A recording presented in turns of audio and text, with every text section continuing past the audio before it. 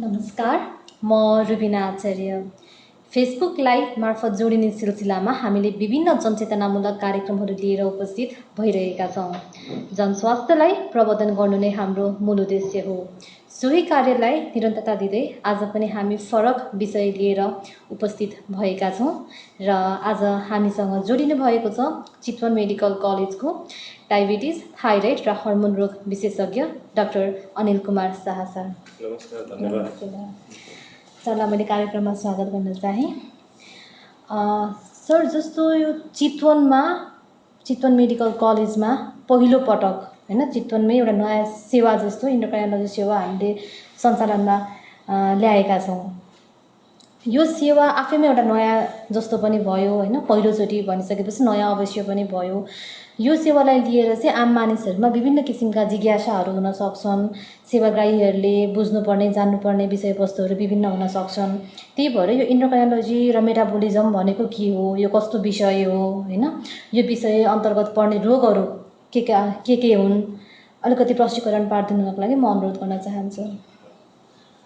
इन्डोक्राइनोलोजी and metabolism यो पुरा नामको सब्जेक्टको चाहिँ इन्डोक्राइनोलोजी भने चाहिँ यस्तो सब्जेक्ट हो जसले चाहिँ इन्डोक्राइन ग्ल्यान्ड्स जुन चाहिँ ग्रन्थि भनिन्छ नेपालीमा हैन, त्यो ग्रन्थिहरूको बारेमा पढाइ हुने चाहिँ इन्डोक्राइनोलोजी सब्जेक्ट। अब ग्रन्थिहरू भन्दाखेरि अब एक समूह सेलहरूको समूह हो, इन्डोक्राइन सेल भनिन्छ, जसले चाहिँ आफ्नो पदार्थ चाहिँ सरासरी रगतमा फाल्दछ हैन। उदाहरण रूपमा हेर्दाखेरि चाहिँ ग्रन्थिहरू हेर्दाखेरि माथिदेखि तलसम्म, जस्तै अब हाइपोथालमस ग्ल्यान्ड हुन्छ टाउकोमा हैन, त्यसपछि चाहिँ अब पिट्युटरी ग्ल्यान्ड, जसले हाइपोथालमस पिट्युटरी ग्ल्यान्डलाई एउटा कमान्ड जस्तो दिन्छ हैन।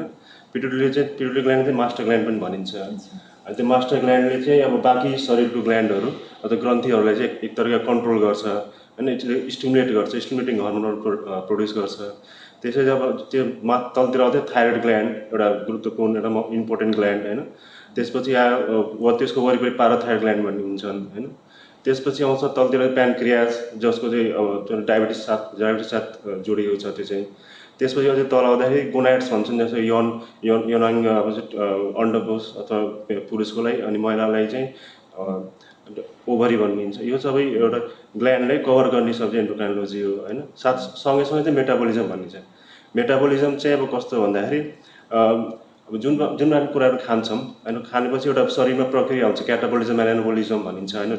त्यो टुक्रिने र बन्ने प्रक्रिया, त्यहाँबाट बन्ने विभिन्न पदार्थहरू हुन्छन् हैन, जस्तो अब glucose, fatty acid, amino acid, साथै मिनरल्सहरू हुन्छन्। यो रिलेटेड चाहिँ अब सँगै पढाइलाई चाहिँ जोडिएर इन्डोक्राइनोलोजी एन्ड मेटाबोलिजम चाहिँ सँगसँगै हो, यो बुझिन्छ। यो पर्ने रोगहरू पनि यदर नै भयो हैन, शरीरको थप अझै स्पष्ट पारिदिनुहोस् न यो रोगहरूको बारेमा। यो रिलेटेड अब रोगहरू चाहिँ अब एउटा ग्ल्यान्ड स्पेसिफिक रोगहरू हुन्छन् हैन। जस्तो अब सबसे कमन चाहिँ अब आउने भनेको हाम्रोतिर अब डायबिटिज हैन, अथवा मधुमेह हैन। अब यसमा पनि अब मधुमेह पनि अब देखिने चाहिँ अब डिफ्रेन्ट एज ग्रुपमा डिफ्रेन्ट हुन्छ। बच्चामा देखिने जन्म बित्तिकै नियोनेटल हाइपरग्लाइसेमिया भन्ने डायबिटिज भन्ने हुन्छ हैन। त्यसपछि बच्चामा, एडोलेसेन्समा हैन, त्यसपछि एडल्टमा देखिने, गर्भकालीन अवस्थामा देखिने डायबिटिज हैन। यो चाहिँ डायबिटिज भन्दाखेरि एउटा छोटकरीमा। सँगसँगै त्यसपछि यो थाइरोइड सम्बन्धी रोगहरू हुन्छन्, जस्तो कि अब हर्मोनको कस्तो हुन्छ भने एउटा कि त कम हर्मोन कम बनेर एउटा रोग, एक थरीको रोग हुन्छ, हर्मोन बेसी बनेर एक थरीको रोग हुन्छ हैन। हर्मोन कम बनेर रोग हुने अब थाइरोइडमा चाहिँ हर्मोन कम हुँदा हाइपोथाइरोइड भनिन्छ, साथै बेसी बनेर हाइपरथाइरोइडतिर गयो हैन। साथै अब त्यहाँ गिर्खाहरू भयो भने ट्युमरतिर जान सक्छ हैन। त्यसो भने ट्युमर गिर्खा आएर थाइरोइड सुनेर त्यस्तो नि आउँछ हैन।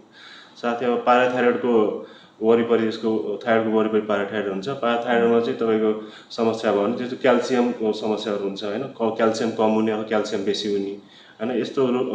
अनि तलतिर अब प्यानक्रियास डायबिटिससँग रिलेटेड भइहाल्यो हैन।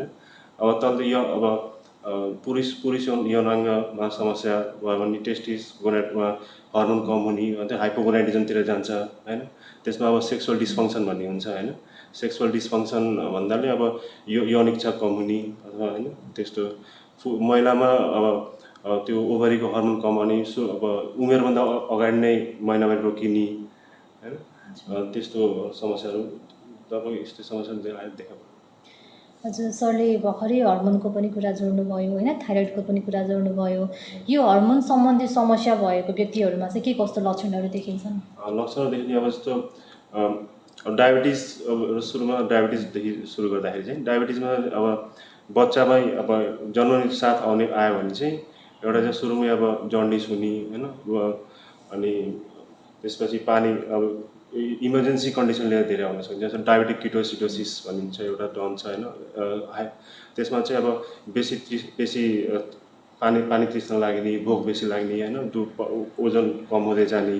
ठुलो मान्छेमा अब त्यस्तै देखिन्छ, पानी तृष्णा बेसी हुने होइन, खाना बेसी मन लाग्ने, वेट कम हुँदै आउने होइन। सँगसँगै घाउ कतै घाउ अब पाकिहाल्यो, चाँडै पाकिहाल्ने, चाँडै निको नहुने होइन, रिपिटेडली कानको इन्फेक्सन भइराख्ने होइन। सँगसँगै कस्तो ठुलोहरूमा यति पनि देखिन्छ कि सिधै हृदयघात, एमआई, हार्ट एट्याक भएर आउने होइन, स्ट्रोक भएर आउने, यस्तो समस्याहरू, रिपिटेड फङ्गल इन्फेक्सनहरू कतै न कतै भइराख्ने, दाँतमा इन्फेक्सन भइराख्ने, त्यस्तो यो चाहिँ लक्षण एउटा देखिन्छ डायबिटिजको चाहिँ। अर्को अब थाइरोइडको भन्दाखेरि चाहिँ अब हाइपो भयो भने एक तरिकाको लक्षण हुन्छ, हाइपर थाइरोइड भन्ने एक तरिकाको लक्षण हुन्छ, गिर्खाहरू ट्युमर भने एक तरिकाको लक्षण हुन्छ। हाइपो भयो भने चाहिँ तपाईँको युजली वेट बढ्ने, अल्छीपन लाग्ने, बेसी निन्द्रा लाग्ने होइन, मानसिक चाहिँ अलिक मेन्टल स्लोनेस हुने होइन, पढाइमा पनि कमजोर टाइपको हुने होइन, अनि महिलाहरूमा महिनावारी सम्बन्धी गडबडी हुने, त्यस्तो समस्या देखिन्छ। साथै हाइपरमा चाहिँ उल्टो हुन्छ त्यसको, जस्तै बेसी गर्मी लाग्ने, पसिना आउने होइन, वेट कम हुँदै जाने, खाना रुचि राम्रो हुँदा नि वेट कम हुँदै जाने, त्यसपछि हात काम्ने होइन, मुटु हान्ने, जोड जोडले मुटु हान्ने, यस्तो समस्या हुन्छ। साथै घाँटीमा सुन्निएर गिर्खाहरू लिएर नै आउँछन्, एउटा भयो। अर्को चाहिँ भन्दाखेरि अब अरू पनि समस्या छ। अब एउटा भन्दाखेरि महिलाहरूमा अरू पनि समस्या चाहिँ रौँ बेसी पलाउने, हर्मोनको बेसी भन्ने। जस्तो महिलामा चाहिँ पुरुष हर्मोन बेसी भयो भने चाहिँ रौँ बेसी पलाउने, डन्डिफोर आउने, महिनावारी गडबडी हुने, त्यसमा पनि बाँझोपन हुने, बच्चा पाउन गाह्रो हुने होइन। यो पनि एउटा हर्मोन त्यो महिलाहरूमा, पुरुषहरूमा बेसी त्यो पोलिसिस्टिक ओभरियन सिन्ड्रोम अथवा डिजिज पनि भनिन्छ होइन। त्यस्तै अब भन्दाखेरि अरू चाहिँ भन्दाखेरि अब तपाईँको यो नन डायबेटिकमा, जस्तो हेल्दी नन डायबेटिक, जस्तो डायबिटिज छैन, मधुमेह छ, त्यसमा चाहिँ रिपिटेड सुगर कम भइराख्ने, स्पोन्टानियस हाइपोग्लाइसिमिया भनिन्छ होइन। त्यस्तो भयो भने चाहिँ अब रिपिटेडली सुगर बेहोस भइराख्ने मान्छे होइन, त्यस्तो एउटा हुन्छ। यो चाहिँ स्पोन्टानियस हाइपोग्लाइसिमिया भयो। अर्को चाहिँ अब सेक्सुअल डिसफङ्सन भन्यो भने पुरुष हर्मोन कम हुँदाखेरि अब यौन इच्छा कम हुने होइन, त डिप्रेसनतिर जाने, त्यस्तो टाइपको हुने होइन।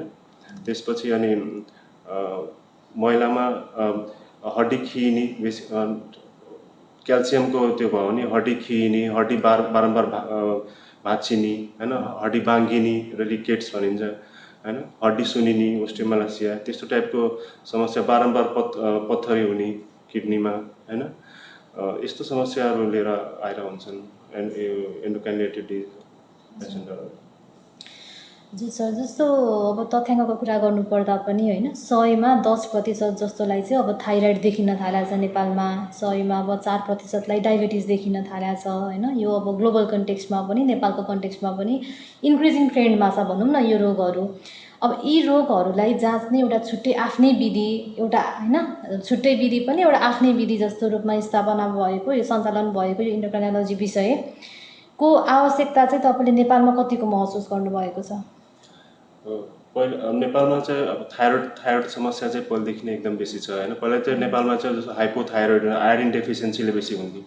जस्तो नेपाल सरकारले त्यसो अब आयोडिन नुनहरू, आयोडिनयुक्त खानाहरू लिएर आयो होइन। अहिले त आयोडिन डेफिसियन्सी चाहिँ लगभग कभर भइसक्यो। पहिला त तपाईँ पुरा घाँटी सुन्निएको धेरै पेसेन्ट देख्नुहुन्थ्यो होला, आजकल देखिँदैन। तर अहिले चाहिँ के भएको छ भने आयोडिन डेफिसियन्सी चाहिँ अब ठिक भयो, तर चाहिँ अर्को तरिका अटो इम्युन डिजिज भन्ने, आफ्नै रोग प्रतिरोधात्मक क्षमता हुने, तर आफ्नै थाइरोइड ग्ल्यान्डलाई चाहिँ एट्याक गर्दाखेरि चाहिँ अटो इम्युन डिजिज जस्तो हुने होइन। त्यस्तो यस्तो चाहिँ एकदम बेसी देखिएको छ। त्यस्तै अब त्यो हाइपोथाइरोइड, अटो इम्युन हाइपोथाइरोइड डिजिजहरू पनि थियो। साथै अटो इम्युन हाइपरथाइरोइड, ग्रेव्स थाइरोटोक्सिकोसिसहरू टाइपको बिरामी एकदम बढ्दै गएका छन् होइन। त्यो अनुसार चाहिँ अब यो जस्तो अब यो रोगहरूको एकदम बढ्दो ट्रेन्डले गर्दाखेरि यो सब्जेक्टको चाहिँ एकदम बेसी नै इम्पोर्टेन्स एउटा चाहिँ बढ्दै गएको छ। हजुर जस्तै यो विश्व स्तरमा तुलना गर्नुपर्दाखेरि चाहिँ यो इन्डोक्राइनोलोजी र मेटाबोलिजम विशेषज्ञता हासिल गर्नुभएको चिकित्सकको सङ्ख्या चाहिँ कस्तो छ नेपालमा? नेपालमा सङ्ख्या चाहिँ अब आउँदै गएका छन्, बढ्दै गएका छन् होइन। तर धेरै जसो चाहिँ भन्दाखेरि विश्वको तुलनामा चाहिँ कम नै छन्, एकदम कम छन्।